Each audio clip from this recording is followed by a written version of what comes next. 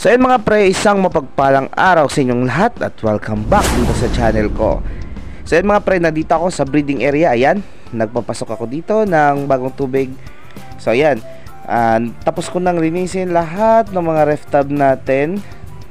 So kung nakikita nyo yung last video natin, pinakita natin dyan yung ating Japan Blue Gold Double Sword. So sa araw na ito ay dito tayo mag-focus dyan sa mga fry ng ating Japan Blue Gold Double Sword. So dahil crowded na yung mga fry dito, kukunin natin yung mga malalaking fry na nandito at ilalagay natin dun sa grow out natin. So pipiliin natin yung mga fry na medyo may katawan na kaya nang makipagbakbakan sa mga gino-grow out natin para naman magbigay daan dun sa mga bagong fry. So ayun mga pre, samahan nyo ako. Let's go!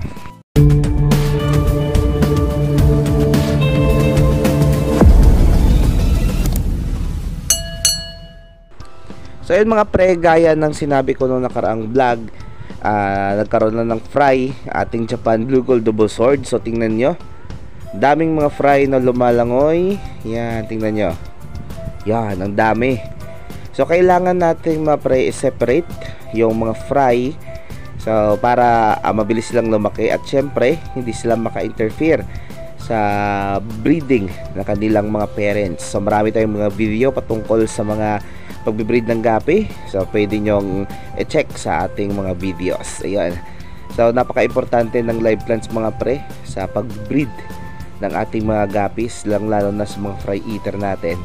So ayun, yung ating fry section, tingnan nyo naman, ang dami ng mga malalaki. So yung iba may coloration na, litaw na yung kulay ng mga male. So kailangan natin yang kunin at lalagay dito sa tank para makita nyo mamaya. So ayan mga pre, tingnan nyo naman ayan yan, meron ng mga malalaki na lumalangoy at meron ng litaw na litaw yung yung gender niya. So alam mo na sa isang tingin na lang na male talaga. So kunin natin. Ayan. So yan, tingnan nyo. Ayan. So litaw na yung coloration niya, yung pagka gold tsaka blue niya. So marami pa dito mga pre, kaya kukunin natin silang lahat. Let's go. So yun mga pre, para hindi tayo abutin ng gera dito bago makuha lahat. So ayan. So kukunin natin to gamit yung ating fishnet. So 12 inches na fishnet. So ayan. So halos mga 80% ng fry natin ay nakuha na natin. So madali na yung pagkuha ng mga malalaki tsaka yung mga litaw na talaga yung kulay. Ayan, kitang kita na dito. Ayun yung mga male. So kitang kita na. So kukunin natin yan lahat mga pre at ilalagay natin yan lahat sa viewing tank para makita nyo mamaya. So yung viewing tank natin hindi rin malinaw dahil yung tubig natin ay green water. So pasensya na kayo mga pre, hindi ko to isusugal at bibiglain sa clear na water. So dahil pinalaki natin sila sa green water, so kailangan talaga ng gradual acclimation dahil kung hindi, mas stress sila. So yan. So kumuha ako ng kalahating tubig sa ating tub tsaka kalahati dito sa kanilang ref tub. Ayan. So ubusin natin to mga pre para naman makapagbigay daan sa mga bagong fry na kukunin natin sa susunod. So pagkatapos nito mga pre ay isusunod ko yung mga fry, kukunin natin at lalagay dito. So kailangan halos magkapareho yung size nila habang nasa fry section sila para sabay silang lumaki. So yan, tingnan nyo.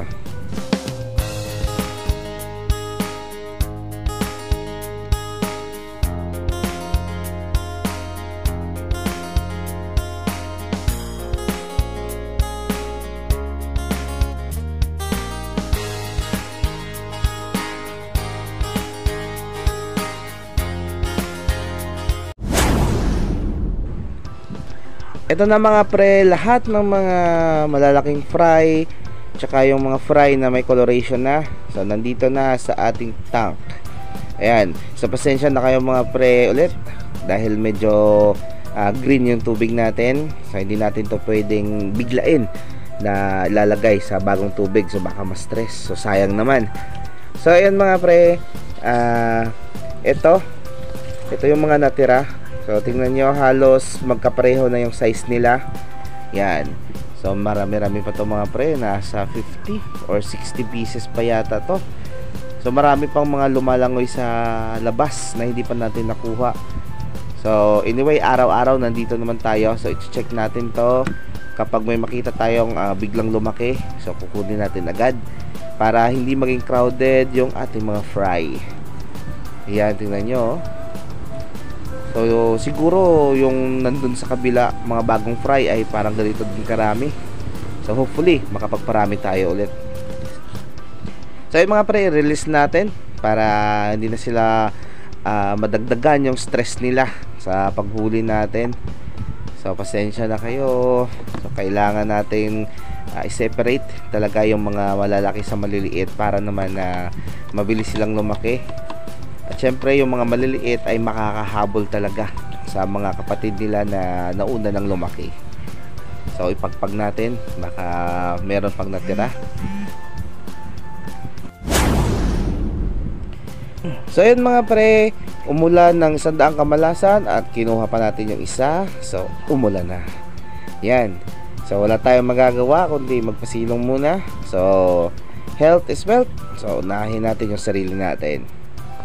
So yun mga pre, habang umuulan ay tinitingnan ko yung mga alaga ko dito. So tingnan nyo, litaw na litaw yung mga ginagrow out nating Platinum King Molly. Ayan oh, ang dami nila. So may mga orders na tayo ng mga pre. So oras na lang yung inihintay. Ship natin yan lahat. So dito yung mga fry ng ating Goldust Molly, dun yung ginagrow out natin, at dito yung fry ng ating Platinum King Molly. So ayan. So hintayin natin mga pre na tumila yung ulan. Sana hindi lumakas. So ayun, lumakas nga talaga yung ulan at wala tayong magagawa. Hindi naman tayo makauwi. Kaya dito na lang muna tayo. Maghihintay tayo hanggang tumila yung ulan at para ma-release natin yung mga fry. So ayan oh, ang kulimlim. So di ko alam kung may bagyo, pero hintayin natin, baka tumila mamaya. So ayan mga pre, iniwan ko kanina yung ating tank doon sa ref tub ng ating ginagrow out ng female section ng ating Japan Blue Gold Double Sword. Yan. Kasi baka biglang lumakas yung ulan at umapaw, so sayang naman. So i-release natin to mga pre. Yan. Grabe ang bigat ng viewing tank dahil ang kapal nito. So pag nagkapera tayo, gagawa tayo ng viewing tank ulit na mas manipis para mas magaan. So yun, tingnan nyo naman mga pre, marami-rami na rin yung mga malalaking female natin. So siguro kaya natin mag-out ng mga 15 to 20 pair. So sana nga lang. Yung male natin, marami dito. So di tayo mauubusan yan mga pre. So yun mga pre, parang uulan ulit. So tatakpan na natin lahat ng ating mga tabs. So ito, sa susunod na lang natin siguro ito kukunin. Dahil nga baka mas stress lang sila kasi biglang umulan. So mas mabuti na dyan lang sila sa kanilang natural na tubig.